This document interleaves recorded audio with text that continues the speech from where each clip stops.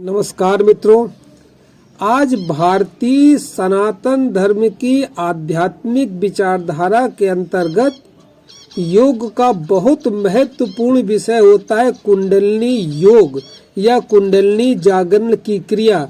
उस पर सामान्य रूप से चर्चा की जाएगी।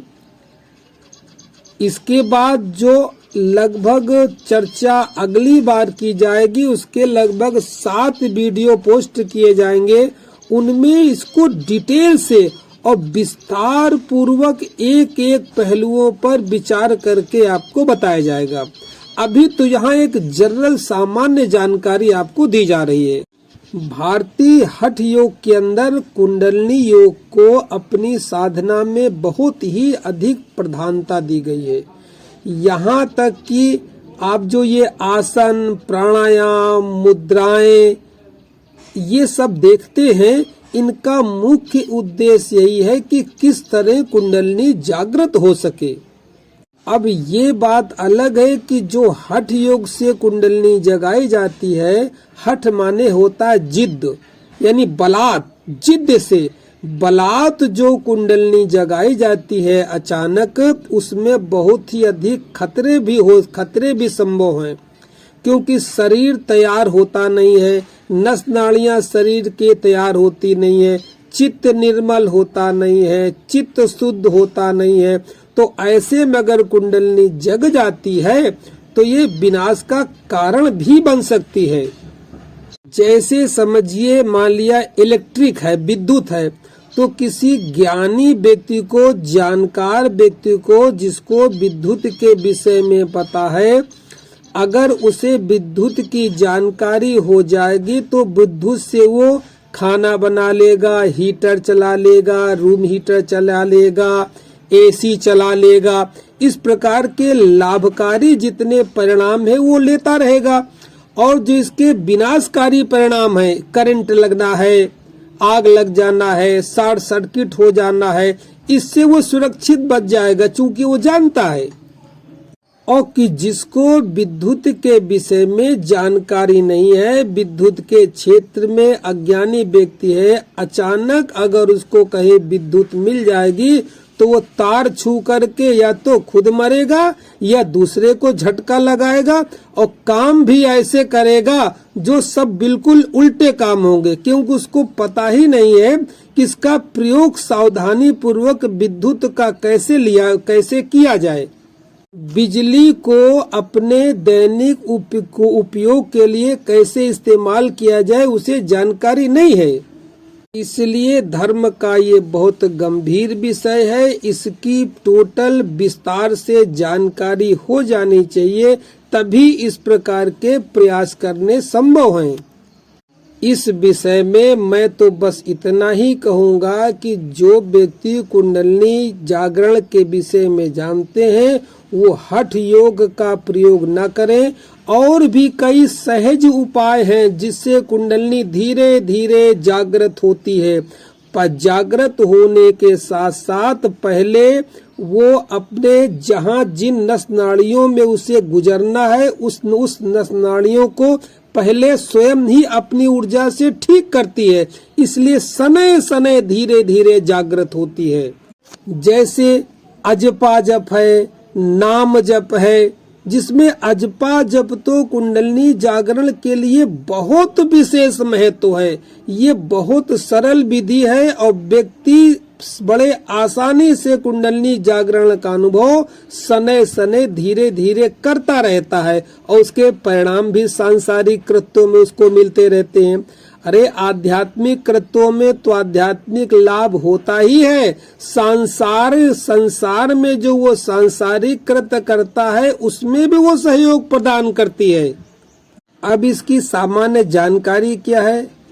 अध्यात्म से जुड़े अधिकांश महात्मा हुए, संत हुए, योगी हुए, वो सभी कहते हैं, शास्त्रों में भी वर्णित है कि शरीर के अंदर निम्न आधार पर, यानी शरीर के नीचे जो रीढ़ की हड्डी होते है, इसके नीचे एक सूक्ष्म रूप से नस नाड़ी जो सुप्त पड़ी हुई है, और जब तक वह सोई पड़ी रहती है तब तक मनुष्य अविद्या के कारण, अज्ञान के कारण हर समय दुख में ही रहता है। और जब यह नाड़ी विधियों द्वारा जगाई जाती है तो धीरे धीरे ऊपर चढ़ती है। और ऊपर चढ़ने का मतलब ये हुआ, रीढ़ की हड्डी के ऊपर होता है मस्तक, मस्तक को कहते हैं सहस्त्रार्थ चक्र। और जब ये रीढ़ की हड्डी के नीचे से नाड़ी जग करके सक्रिय होकर के रीढ़ की हड्डी के ऊपर होते हुए, भीतर से अंदर से होते हुए सर पर चली जाती है, यानी सहस्त्रार्थ पर चली जाती है, वहीं जाकर के शिव से ये मिल जाती है। यानी नीचे शक्ति है मूलाधार के नीचे, और ऊपर सर प्रदेश में शिव तत्व है, तो शक्ति जो है शिव से मिल जाती है। इसी को समाधि की अवस्था संतों ने कहा है।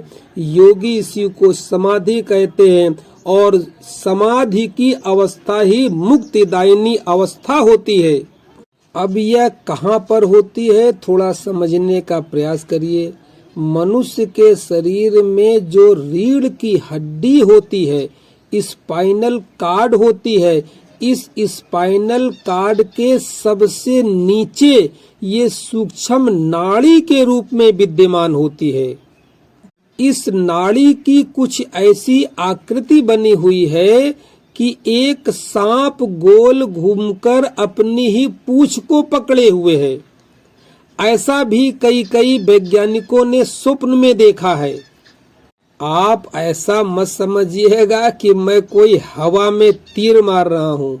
अगर आपको जानकारी चाहिए कि किस वैज्ञानिक ने इसको देखा है कुंडलिनी को अपने स्वप्न में, और स्वप्न में देखने के बाद उसने इसकी शक्ति से केमिकल के ऑर्बिट सूत्र सिद्ध किए हैं, तो हमको फोन करिएगा, मैं उसकी पूरी डिटेल आपको लिंक भेज दूंगा, उसका अध्ययन कर लीजिएगा। यहाँ ये समझाना उसका विषय नहीं है।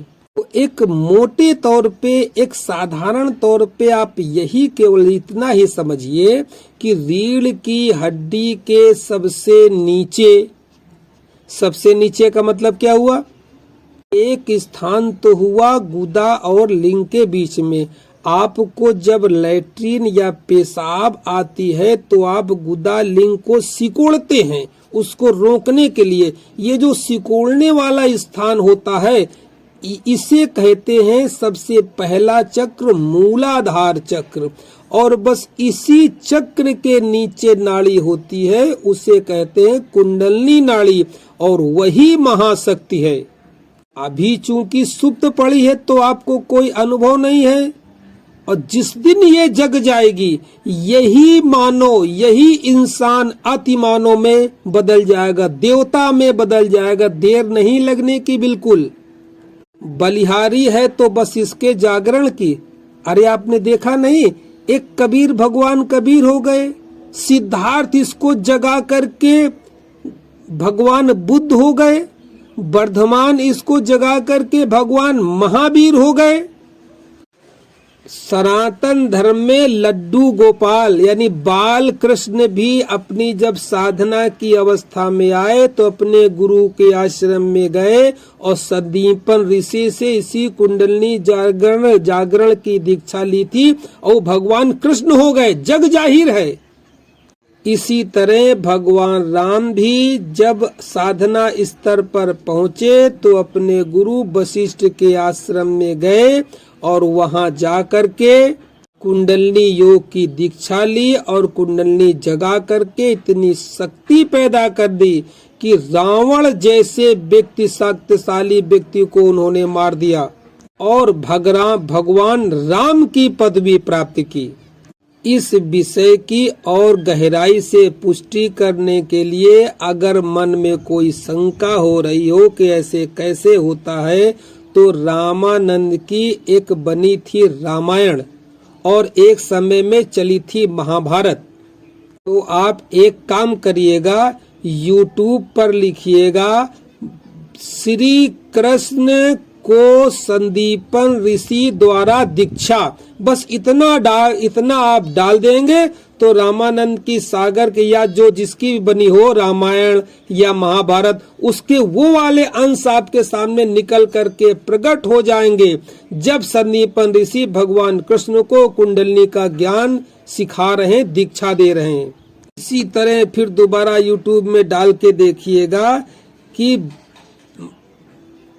महर्षि वशिष्ठ द्वारा श्री राम को उपदेश, बस इतना डालेंगे पूरी व्याख्या निकल करके आ जाएगी। तो आप जान करके आश्चर्यचकित हो गए कि राम और कृष्ण दोनों ने इसी कुंडलिनी की ही उपासना की थी। अब महायोगी शिव की बात करते हैं। शिव भी बैठ करके जो तपस्या कर रहे हैं वो कुंडलिनी जागरण की ही विधि है। संसार में शिव ही एक ऐसे हैं जिन्होंने अपनी कुंडलिनी को 100% जगाया है। बाकी सांसारिक व्यक्तियों की कुंडलिनी शक्ति तो सोई ही पड़ी रहती है। अब इसकी ताकत से आप अनुमान लगाइए, जब ये कुंडलिनी 3 या 4% केवल जग जाती है तो बड़े बड़े आइंस्टीन जैसे वैज्ञानिक पैदा होते हैं, इतने प्रज्ञावान पैदा होते हैं। और पूरी 100% जगने पर भगवान बुद्ध जैसे लोग पैदा होते हैं। रीढ़ की हड्डी के अंदर एक सूक्ष्म रीढ़ की हड्डी होती है, उसमें सबसे नीचे लिंग के आकार का एक आकृति होती है जिसमें 3.5 फेरे लिए हुए कुंडलकार मारे एक नाड़ी लिपटी होती है जिसका मुंह नीचे की ओर होता है। इसी को सर्प के रूप में इंगित किया जाता है। वो कुंडलाकार है। कुंडली समझते हैं ना, जैसे औरतें गोल गोल कुंडल पहनती हैं, वो नाड़ी कुंडलाकार है, इसीलिए उसको सर्प की आकृति वाली है, इसीलिए उसका नामकरण भी कुंडलिनी शक्ति ही दिया गया है, केवल कुंडलाकार होने के कारण। कुंडलाकार माने गोल। अब जब ये जगती है अजपा जप के द्वारा, नाम जप के द्वारा, भाव के द्वारा, क्रिया योग के द्वारा या जिसके द्वारा ये जब जगती है तो जगने के बाद इस नाड़ी में कुछ उत्तेजना आती है, एक प्रकार की इस नाड़ी में करंट दौड़ता है। नाड़ी में करंट दौड़ते ही, शक्ति दौड़ते ही ये नाड़ी जो गोल कुंडलाकार है ये धीरे धीरे भीतर ही सीधी होने लगती है।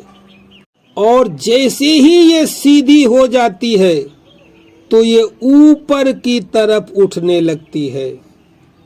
और जब इसकी दिशा ऊपर की तरफ हो जाती है, इसका फन ऊपर की तरफ हो जाता है, तो इसकी जो नाड़ी है उस नाड़ी का नाम है सुषुम्ना नाड़ी। सुषुम्ना नाड़ी के अंदर से सांप की तरह लहराती हुई, होते हुई, घूमते घूमते जिस समय ये सहस्त्रार्थ यानी सर पर पहुंचती है, आदमी मुक्त हो जाता है, पूर्ण हो जाता है, यानी सर्व संपन्न हो जाता है, सर्व गुण संपन्न हो जाता है।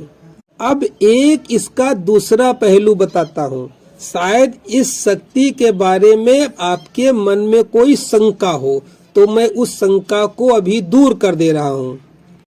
कुंडलिनी जागरण के लिए शास्त्रों में कहा गया है कि यह भोग और मोक्ष दोनों एक साथ प्रदान करती है, यानी सांसारिक चीजों, संसार में मिलने वाले जितने सुख हैं उनको भी प्रदान करती है, और अध्यात्म में मिलने वाले जितने परम आनंद, परमानंद है उसको भी प्रदान करती है।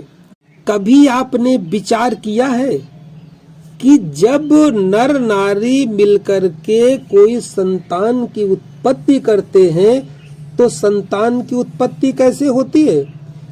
क्या किसी आदमी के अंदर इतनी ताकत है कि वो एक जीव को पैदा कर ले, यानी एक संतान को पैदा कर ले? है कोई दिमाग में, बुद्धि में है कि उसके पास बुद्धि है, कोई कला है? कोई कला नहीं है। ये मात्र कुंडलनी शक्ति की पावर है। यही कुंडलनी शक्ति जब नीचे की तरफ धक्का मारती है, यानी रीढ़ की हड्डी के नीचे की तरफ धक्का मारती है, जिसे भोग का सुख कहते हैं, तो संसार की उत्पत्ति होती है। संसार की उत्पत्ति आप इसको कम समझते हैं, ये उसी शक्ति से होती है, कुंडलनी शक्ति से। जो ये जगत आप देख रहे हैं, इंसानों का ही जगत नहीं, पशुओं का, पक्षियों का, जीव का, जंतुओं का, यहाँ तक कि वनस्पतियों में भी ये क्रिया होती है। तो जब ये कुंडलनी शक्ति नीचे की तरफ गति मारती है तो संतान की उत्पत्ति होती है और व्यक्ति को भोग का सुख मिलता है। ये कुंडलनी शक्ति की ही महिमा है। जरा विचार करिए, एक सामान्य से आदमी को हम कह दें कि इस शक्ति का उपयोग न करो और जरा तुम किसी विधि के द्वारा संतान पैदा करके दिखाओ, है उसमें क्षमता? हाथों से, पैरों से, बुद्धि से, मशीनों से, किसी भी द्वारा कोई कर सकता है? नहीं। ये तो परमात्मा ने खुद ही ऐसा विधान रचा है कि इस परम शक्ति के द्वारा परम चीज पैदा होती है। अंतर सिर्फ इतना है कि जब यह शक्ति नीचे की तरफ धक्का मारती है तो संतान की उत्पत्ति होती है, यानी संसार की वृद्धि होती है। इसका अनुभव हमको सबको है। कोई किताब में पढ़ाए चाहे न पढ़ाए, सिखाए चाहे न सिखाए, सदियों जन्मों जन्मों से हम संतान पर संतान पैदा करते चले आए हैं। तो इसके लिए कहीं सिखाना नहीं पड़ता। जब उम्र आती है और वासना पकती है तो ये शक्ति अधोगामी क्षेत्र की ओर, यानी नीचे की ओर भगती है और उसी का परिणाम होता है संसार, ये जगत पैदा होता है। अब अगर तुमको इस जगत के बनाने वाले के रहस्य को जानना है कि जगत को तो आपने समझ लिया, संसार देख लिया, जगत देख लिया, सब देख लिया। अब अगर मन में आया कि इस जगत को बनाने वाला, इसको रचने वाला रचयिता कौन है, इसको भी अनुभव कराने वाली वही कुंडलनी महाशक्ति है। मगर फर्क इतना है, अब उसको अधोगामी न करके रीढ़ की, उसको जगा करके रीढ़ की हड्डी के द्वारा ऊर्ध्वगामी, यानी ऊपर की तरफ गति कराई जाती है। ऊपर की तरफ गति करते करते करते करते जब उस सहस्त्रार्थ में पहुंची है तो वो पूरा पूर्ण हो जाता है। बनाने वाले का रहस्य, सृष्टि के अनंत ब्रह्मांड के, इस यूनिवर्सल के जितने भी रहस्य हैं अनजाने, जो साधारण मनुष्य के बस में नहीं है, वो उसके सामने प्रकट हो जाते हैं। कुंडलनी व्यक्ति सारे के सारे रहस्य खोल देती है। इसीलिए धर्म के अंतर्गत, योग शास्त्र के अंतर्गत ब्रह्मचर्य का बहुत महत्व है।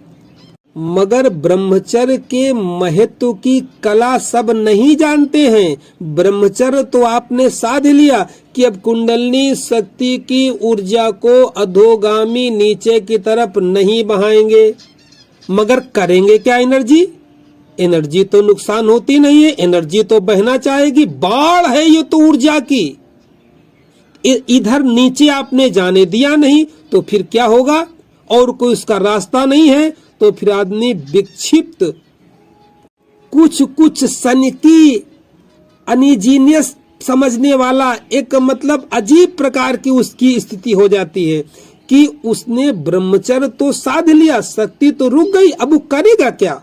मगर उसे नहीं पता कि ब्रह्मचर्य केवल ये नहीं है। ब्रह्मचर्य का असली मतलब ये हुआ कि इस ऊर्जा को अधोगामी की तरफ रोकना तो ब्रह्मचर्य अधूरा है जब तक इसको किसी विधि के द्वारा ऊपर का रास्ता न दिखाया जाए। पहले इस नाड़ी को सक्रिय किया जाए, जगाया जाए और जगाने के बाद जब ये नीचे के रास्ते पे जाने का प्रयास करे, सांसारिक भोगों में लिप्त होने का प्रयास करे, वहां से रोक करके ऊपर का रास्ता दिखाया जाए। तो ऊपर का रास्ता आपको पता तो होना चाहिए। वही ऊपर का रास्ता है रीढ़ की हड्डी। इसी को शास्त्रों ने स्वर्ग की सीढ़ी भी कहा है। आपने देखा होगा रीढ़ की हड्डी होती है, इसमें गुड़िया होती हैं, जैसे सिद्धि के वो पगडंडे होते हैं। इसी को स्वर्ग की सीढ़ी भी कहा है। तो असली ब्रह्मचर्य वही है जब उस शक्ति को जगा करके रोक करके इसको ऊपर का मार्ग दिया जा सके, तब ब्रह्मचर्य फलित होता असली। और सारी कुंडलिनी का जितना शास्त्रों में वर्णन मिला है उसको धीरे धीरे अनुभव होना शुरू हो जाता है। अब इसी रीढ़ की हड्डी में कई कई स्थानों पर कुछ महत्वपूर्ण केंद्र हैं जहां पर इन नाड़ियों के गुच्छे बने हुए हैं। मतलब ये नाड़ियां आपस में खुले नहीं है, गुच्छे बने हुए हैं। गुच्छों के रूप में एक गांठ बंधी होने के कारण इनके अंदर से जो स्राव निकलता है वो निकल नहीं पाता, ऊर्जा निकलता है वो निकल नहीं पाती। इसलिए इन शक्ति केंद्रों के जो गुण हैं वो व्यक्ति को नहीं मिल पाते हैं। अब जो हठ योगी हैं वो इन्हीं स्थानों को चक्र के नाम से बुलाते हैं। जो शरीर विज्ञानी हैं, जो शरीर का अध्ययन करते हैं, वो कहते हैं यहाँ गांठें हैं। योग की भाषा में उसको गांठें कहना ठीक नहीं है, ग्रंथि कहते हैं, ग्रंथि हैं। और जो आजकल फिजियोलॉजिस्ट हैं वो भी इन्हीं स्थानों का विशेष महत्व देते हैं। विभिन्न विभिन्न बीमारियों में इन्हीं स्थानों में इलाज करके रोगों को ठीक करते हैं। तो कुल मिलाकर के सांसारिक, आध्यात्मिक और सामान्य तीनों व्यक्ति के, तीनों स्तर के व्यक्ति इस शक्ति को और इन केंद्रों को मानते हैं। इन्हीं को खटचक्र कहते हैं।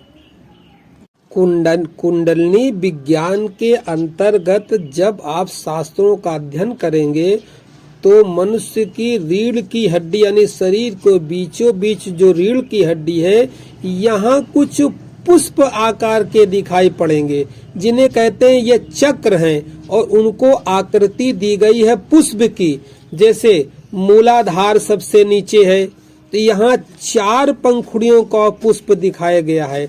इसका मतलब कहने का ये कोई फूल नहीं है, यहाँ 4 नाड़ियां आपस में गुथी हुई हैं और आपस में इनकी गांठ है, ग्रंथि बंधी हुई है। ग्रंथि बंधी होने के कारण इनके अंदर विद्युत की शक्ति प्रवाहित नहीं हो रही है, इनके अंदर से स्राव नहीं निकल रहा है, जिसके कारण इनका प्रभाव, इनका जो परिणाम प्रभाव है इंसान को नहीं मिल रहा है।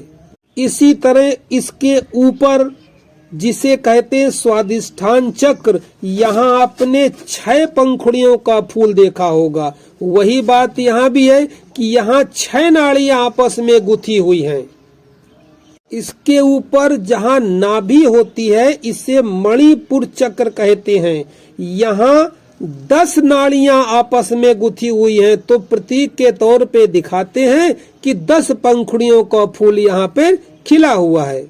और ऊपर चलेंगे जहां से हम बोलते हैं, जो हमारा कंठ होता है, इसको बोलते हैं, अभी कंठ से एक नीचे जहां पे हृदय धड़कता है, हृदय होता है, वहां भी एक चक्र है। उसका नाम योगियों ने दिया है अनाहद चक्र। और यहाँ 12 पंखुड़ियों का एक फूल खिला हुआ दिखाया है। इसका मतलब शरीर के सूक्ष्म शरीर की 12 नाड़ियां जो शरीर के विभिन्न विभिन्न अंगों में काम करती हैं, परिणाम देती हैं। आध्यात्मिक परिणाम, सांसारिक परिणाम नहीं, आध्यात्मिक परिणाम, आध्यात्मिक अनुभव देना चाहती हैं, वो नहीं दे पा रही चूंकि उनकी ग्रंथि बंधी हुई है। अब इसके ऊपर आता है ये जो गला का स्थान है जहां से हम बोलते हैं, यहाँ कंठ प्रदेश है। यहाँ पर आपने देखा होगा कि यहाँ गोल गोल करके 16 पंखुड़ियों का, 16 पंखुड़ियों के फूल की परिकल्पना की गई है। इसका मतलब कंठ प्रदेश में 16 नाड़ियां आपस में एक दूसरे से गुथी हुई हैं, जिसके कारण इसकी पूरी जो सूक्ष्म की अध्यात्म की शक्ति है उसका प्रयोग हम नहीं कर पाते हैं। और जिसने इन कुंडलनी को जगाकर इस स्थान तक पहुंचा लिया और सारी नाड़ियां ये सहज खुल गईं, इनमें से श्राव निकलने लगा तो व्यक्ति का कंठ सिद्ध हो जाता है। खूब देखा होगा आपने, श्राप की कहानी पुराणों में खूब पढ़ी होगी कि उस ऋषि ने कंठ से जो कह दिया वो सत्य हो गया, जो आशीर्वाद दे दिया कंठ से वो सत्य हो गया। यानी विनाश की क्षमता और उद्धार की क्षमता दोनों उस व्यक्ति के अंदर है, मगर अगर कुंडलनी तो दोनों प्रदान करेगी।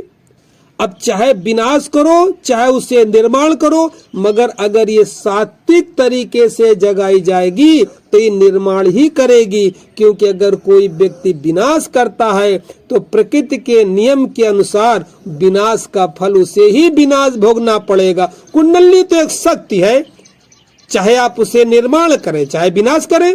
इसीलिए जब कुंडलनी जगाई जाती है उससे पहले विचार शुद्धि, नाड़ी शोधन, प्राणायाम करके नाड़ियों को सिद्धि, शरीर को बिल्कुल निर्मल बना दिया जाता है। बना नहीं दिया जाता है, बल्कि मैं कहता हूँ कि अगर अजपा जप के द्वारा कोई चलता है कुंडलनी जागरण की ओर तो धीरे धीरे ये शक्ति स्वयं उसको निर्मल करती है। हालांकि वनस्पति उसको बलात् मतलब बलात् हट के द्वारा न जगाया जाए, धीरे धीरे वो सभी चक्रों की शुद्धि करेगी और उनके परिणाम धीरे धीरे देती चलेगी। कंठ के ऊपर आता है मत्था, यानी दोनों आँखों के दोनों भौहों के मध्य में एक चक्र है, इसे बोलते हैं आज्ञा चक्र। यहाँ से आज्ञा दी जाती है। अगर यहाँ शक्ति पहुंच गई कुंडलनी शक्ति तो वो व्यक्ति जो भी आज्ञा देगा यूनिवर्सल उसको मानने के लिए बाध्य हो जाएगा। रामचरितमानस रामायण में आपने पढ़ा होगा कि जब समुद्र को सुखाने के लिए रामचंद्र जी खड़े होते हैं और समुद्र नहीं मानता है तो वहाँ एक चौपाई आती है कि वो व्यक्ति विनती कर रहा है। देखिए कुंडली पावर क्या है, ऐसा व्यक्ति कितना विनम्र होता है जिसके अंदर महाताकत है। अब ताकत कितनी है, उसमें एक चौपाई आती है कि भ्रकुटी विलास सृष्टि लय होई, सपने संकट परे न कोई। जिसके मात भ्रकुटी के विलास करने से सृष्टि लय हो सकती है वो व्यक्ति याचना कर रहा है। इतना सरल जो व्यक्ति होता है उसी की जगती है और वही इस संसार में कुंडलनी के क्षेत्र में कामयाब हो सकता है।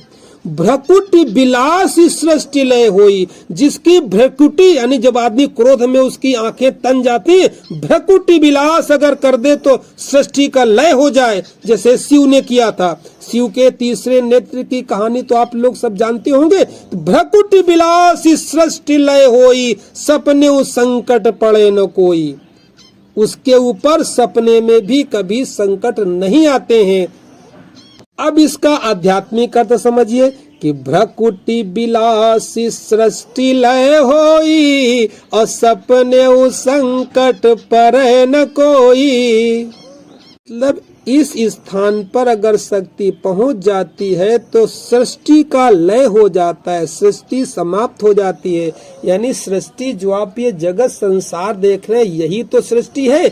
इस आध्यात्मिक मतलब ये हुआ कि इस सृष्टि का लय हो गया। ऐसा नहीं कि सृष्टि खत्म हो गई, ऐसा नहीं कि सृष्टि बिल्कुल लय हो गई, समाप्त हो गई।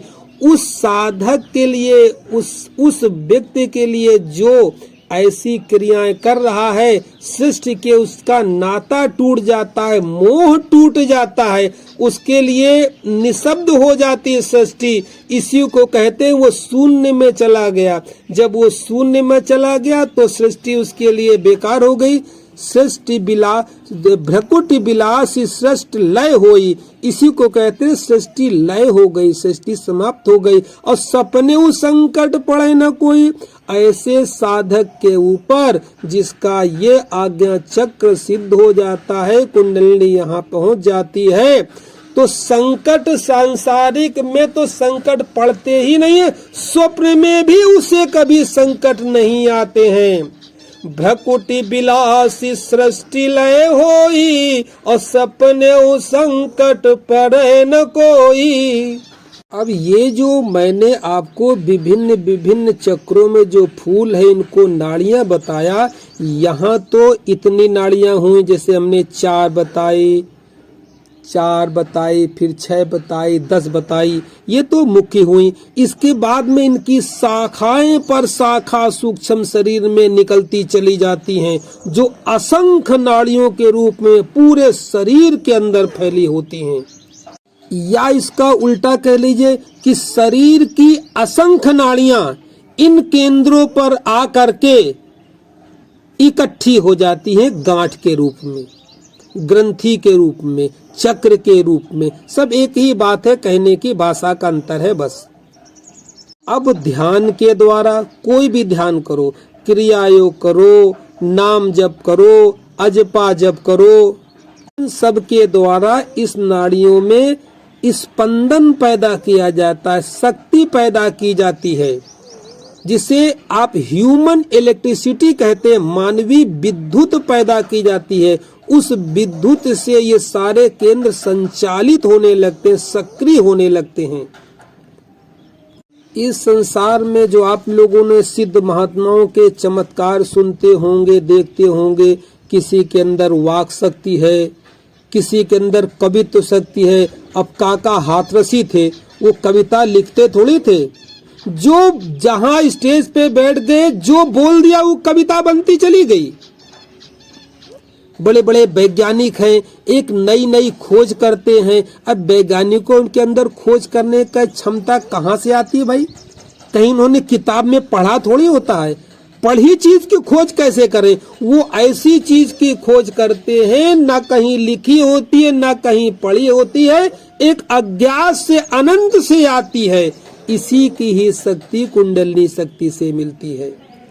कुछ लोगों के अंदर ये जो प्रतिभाएं होती है ना, दूरदृष्टि की सिद्धि, विजन की सिद्धि, बाहर मतलब बहुत दूर की बात का आभास हो जाना, दूरदृष्टि की सिद्धि, दूर की बातों को सुन लेना, रोगों को ठीक कर देना, कुछ लोगों के पास ये जन्मजात सिद्धि होती है।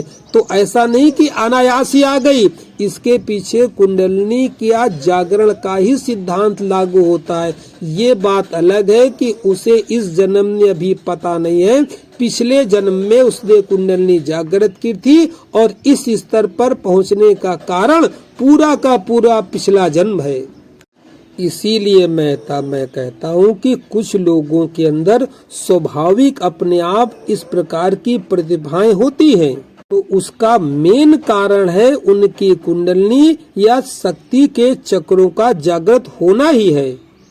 अब हम लोग योग के नाम से, योगा के नाम से जीवन भर हाथ पैर इधर उधर डुलाते हुए योगासन ही करते रहते हैं। योगासन से ये जगने वाली नहीं है।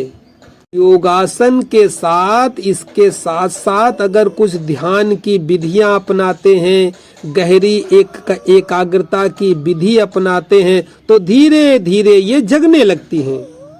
आप जो ये बड़े बड़े कवि देखते हैं, बड़े बड़े लेखक देखते हैं, वैज्ञानिक देखते हैं, संगीतकार देखते हैं, तानसेन का तो नाम आपने सुना ही होगा, जो अपने वाद्य के दम पर बादलों में बिजली गड़गड़ा करके बारिश पैदा कर देते थे। और काका हाथरसी तो सभी लोगों ने सुने होंगे। इस प्रकार के जो प्रतिभाएं संसार में होती हैं, ये एक प्रकार के कुंडलिनी शक्ति के ही विभिन्न विभिन्न रूप हैं।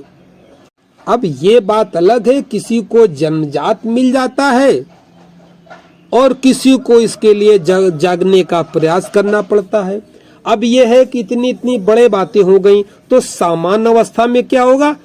मेरे प्यारे, मेरे प्रभु, अगर इस प्रकार की साधना कोई करने लगता है तो सबसे पहले तो जो फल मिलता है वो आजकल के कलयुग में क्या है? मस्तिष्क तनाव, टेंशन, आनंद की कमी, चिड़चिड़ापन, ये सब जो बीमारी है ये तो ऐसे भग जाती है कि जैसे व्यक्ति चलता है तो उसके साथ साथ छाया बुलानी नहीं पड़ती, छाया अपने आप आती है। तो जो इस प्रकार की साधनाएं करने लगता है तो उसके जीवन में डिप्रेशन, तनाव और क्या अनईजीनेस, मतलब चिड़चिड़ाहट, क्रोध, ये सब तो अपने आप विदा हो जाते, वो जान ही नहीं पाता कब चले गए। आगे तो बहुत कुछ होता है। मैं तो कुंडलिनी शक्ति के ज्ञान पर, इस विषय पर जो मैंने अध्ययन किया, अनुभव किया, इस विषय पर पहुंचा हूँ कि कुंडलिनी ज्ञान को पूर्ण रूप से संसार में, पूर्ण रूप से, मैं पूर्ण रूप से कह रहा हूँ, पूर्ण रूप से कोई नहीं जानता है। कोई कहेगा ये सांप नहीं है, कोई कहेगा ये नाड़ी है सूक्ष्म शरीर का, कोई कहेगा ये सांप है, फिर कोई कहेगा ये सांप जो है नाड़ी का प्रतीकात्मक भाषा है। जैसे हाई कोर्ट के एक जज थे, उन्होंने इस नाड़ी को एक सांप बताया है, एक अपनी बुक लिखी है जिसका नाम है सर्पेंट पावर, यानी नागिन की शक्ति, सर्प की शक्ति। इस पर उन्होंने पूरी एक बुक लिखी है। इस विषय के अंदर मैं एक वाकया का जिक्र आपके साथ कर रहा हूँ, तो आप खुद ये विचार करने पे बाध्य हो जाएंगे कि ये साकार है कि निराकार है, कि सूक्ष्म नाड़ी है कि सर्पणी है, क्या रूप है क्या नहीं है। इतना तो जरूर कहेंगे, ये मान लेंगे, मानना पड़ेगा कि ये ब्रह्मांड की सर्वोच्च महाशक्ति है जो सुप्त रूप से, सुप्त अवस्था में मनुष्य मात्र के अंदर विद्यमान है। और मनुष्य इसीलिए है कि सुप्त है। जिस दिन ये मनुष्य इसको जागृत कर लेगा तत्क्षण वो देवता और परमात्मा में परिवर्तित हो जाएगा। सन 1825 की बात है। माइकल फैराडे ने खोज की बेंजीन की, मगर बेंजीन का, ये केमिस्ट्री की बात है, केमिस्ट्री जिन लोगों ने पढ़ी होगी उनको पता होगा, बेंजीन की खोज की, मगर बेंजीन का मॉलिक्यूलर स्ट्रक्चर तैयार हो नहीं रहा था, कैसे किया जाए। बेंजीन की खोज तो हो गई, अब बेंजीन की खोज का मॉलिक्यूलर स्ट्रक्चर तैयार करने में 40 साल लग गए लोगों को प्रयास करते हुए, मगर स्ट्रक्चर नहीं बना तो नहीं बना। एक थे कैलकुलर भी इस क्षेत्र पे लगे हुए थे। 40 साल बाद कैलकुलर को एक स्वप्न दिखाई पड़ता है। स्वप्न क्या दिखाई पड़ता है कि एक नागिन, एक सांप अपनी पूंछ को अपने मुंह से पकड़े हुए है, जैसा कि हमारे भारतीय ग्रंथों में कुंडलिनी के रूप में अंकित किया गया है। ये बाहर की बात है। तो कैलकुलर को ये स्वप्न दिखाई पड़ा, ये ड्रीम दिखाई पड़ा कि एक सांप जो है गोल घूम करके अपने मुंह से अपनी ही पूंछ को पकड़े है। बस अगली सुबह उठते ही उसने बेंजीन का मॉलिक्यूलर स्ट्रक्चर तैयार कर दिया। अब बताइए, क्या सांप, क्या स्वप्न, विज्ञान क्या भरोसा करेगा। मगर कैलकुलर जैसा साइंटिस्ट ने सर्प के नागिन के स्वप्न को देख करके बेंजीन का मॉलिक्यूलर स्ट्रक्चर तैयार कर दिया। अब इसे क्या कहेंगे, कितनी अनंत शक्ति है। विश्वास करो, चाहे भारतीय तो विश्वास कर लेंगे कुंडलिनी के नाम पे कि सर्प होता है। ये माइकल फैराडे हुए, ये कैलकुलर हुए, इन्हें क्या पता, मगर उन्हें भी दिखाई वही पड़ा जो भारतीय संस्कृति में योगी कहते हैं।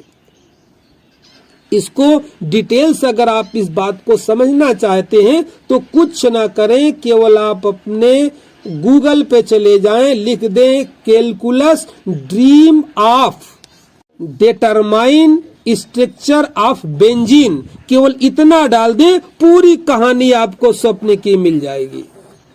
मेरी बातों को आप लोग ने गौर से सुना, इसके लिए मैं बहुत आभारी हूँ। एक बात और कहना चाहता हूँ, कुंडलिनी विज्ञान के ऊपर इसको सिद्धांत को समझने के लिए मैंने एक 90 दिन का कोर्स बनाया है, जिसमें संपूर्ण भारतीय साहित्य, धर्म साहित्य जो है वहां से कुंडलिनी के विषय में क्या क्या सूत्र निकल करके कैसे कैसे आए हैं, रामायण से, गीता से, भागवत से, उपनिषद से, रामचरितमानस से, पुराणों से, दुर्गा सप्तशती से, शिव महापुराण से कैसे निकल करके आए हैं और पाश्चात्य संस्कृति से भी कैसे निकल करके आए हैं, इन सभी विषयों पर बिल्कुल सामान्य भाषा में चर्चा करता हूँ। और 90 दिन के अंदर आपको मैं उसका बिल्कुल मैं आपको भरोसे से कहता हूँ, आपको ये समझ में आ जाएगा कि संसार में कुंडलिनी महाशक्ति से सुप्रीम पावर और कोई नहीं है। सारे देवी देवता, भागवत पुराण, ऋषि महात्मा, मंदिर, धर्म स्थल सब इसी के आसपास ही घूमते हैं। केंद्र में अगर कोई है तो पराविज्ञान कुंडलिनी महाशक्ति। तो यहाँ तो मैंने आपको एक छोटा सा एक कुंडलिनी का परिचय दिया है।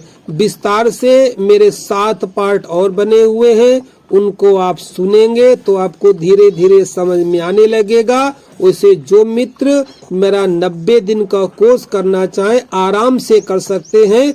और ऐसा मत समझिएगा कि मैं कोई वेबिनार करता हूँ आपसे हजारों की फीस लूंगा, मेरी कोई फीस नहीं है।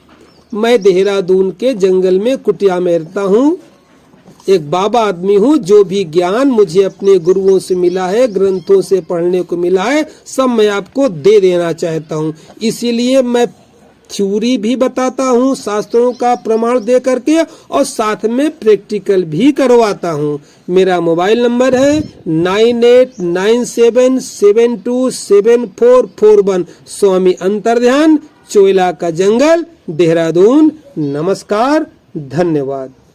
अगर मेरी वीडियो अच्छी लगी हो तो आप अगर इसको सब्सक्राइब कर देंगे तो इस प्रकार से संबंधित जो मैं लगातार वीडियो डालता रहता हूँ, कभी मैं सत्संग की डालता हूँ, कभी मैं अपने ऑनलाइन क्लासेस की डालता हूँ, आप आराम से उसकी सूचना आपको मिल जाएगी। और मेरा ये पूरा का पूरा मेरा कार्य जो है ये धर्म हित का कार्य है, जनहित का कार्य है, कोई आर्थिक संपदा कमाने का काम नहीं है। इस बात को दिमाग में रख लीजिएगा। नमस्कार, धन्यवाद।